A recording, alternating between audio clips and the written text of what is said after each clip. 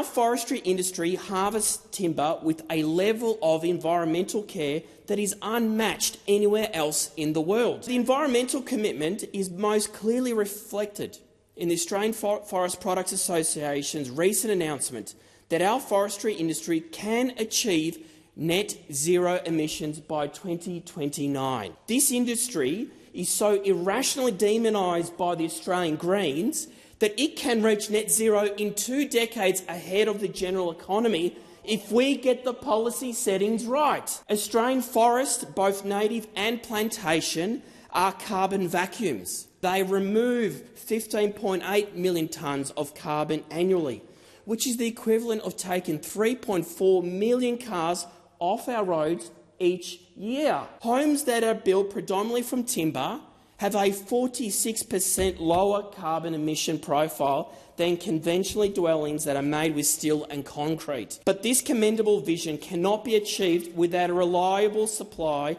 of sustainable Australian timber. Despite what the Greens might claim, this includes timber from both native and from plantations. That is why the Albanese government is proudly investing in plantation. It is making record investments, expanding our plantation estates right across Australia. If we shut down the Australian native forestry sector, we do not reduce the amount of timber that is used here in Australia.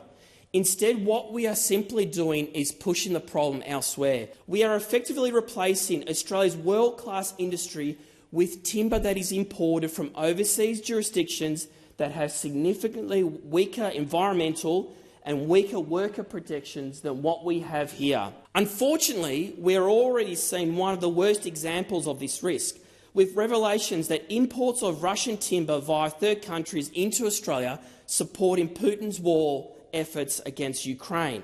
And I want to thank and take this opportunity to thank the Ukrainian ambassador for bringing this particular issue to my attention and for his constant advocacy for the people of Ukraine. Timber of Russian origin is being rerouted through other countries to get onto our construction sites and avoid sanctions that we have put in place.